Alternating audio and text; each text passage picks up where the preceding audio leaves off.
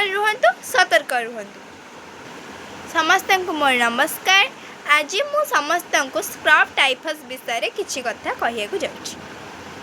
कारण ये जो ऊपर जो पोक देखुं यहाँ के साधारण नेबेनी। यही पोकपाई आज के मसे हम मो ज्वर छाड़ूनी। मु स्कूल ट्यूशन जापारूनी, पाठ पढ़ी पार कि देखुना मोर यपटे लगी मु सबुदिन इंजेक्शन यपटे नौ। ये पोक मत केते कामुची मत निजे भी जना ना, किंतु यही पोकटा कामुड़े से जगटा पूरा सिगारेट पोड़गला भाग्य लगे, पूरा कला हो। पोकर जो ना है से टिगर माइट बा चिगर माइट। ये पोक अनेक प्रकार भी अच्छी। आपण समस्ते तो प्राय देखी थे, किंतु आपण जानी नथिबे पोक कामुड़े एते मारात्मक बोली। एबे तो समस्त को साधारणतः भाइरल फीवर चलची।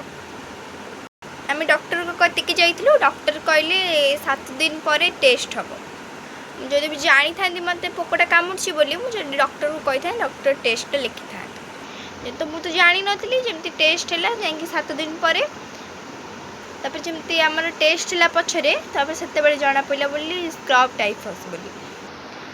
तापर डॉक्टर कहले तुम्हें कौटे गोटे पोक कामुड़ तुम देख तुमको कौटे गोटे पोक कामुड़ जमी मो पछ गोड़े देखला बेलू नालिया पूरा हो गोटे कला कला टी कामुड़ दे पोक। यार लक्षण हूँ प्रबल प्रबल ज्वर हम, माने अति प्रबल लगातार मुंड बिंधा और भारी दुर्बल लगे। मु तो जानी पाइलिनी मत पोकटा कामुड़ी बोली। आपड़ जदि जानीपर आपको पोकटा कामुड़ी तो आप सांगे सांगे डॉक्टर को कतिके जे आप भावेनि जे छोट पोकटा कामुड़ी अवहेला टोटाली करें। देख आज पर्यटन मसे है भोगुची यहीपटे मो इंजेक्शन सकाଳେ संध्या कांदी कांदी कि नौ। यही पोक तो साधारणतः घास बुदा और जंगलिया स्थान में देखा जाती। एबे जेतु वर्षा स्थान हो देखी चाहिए सावधान चलिए। यही रोग जदि ठीक से चिकित्सा न करे अवहेला करे तो बहुत विपदजनक अच्छी। जहाँ आमको डॉक्टर कहले आम से ही कथा कहूँ।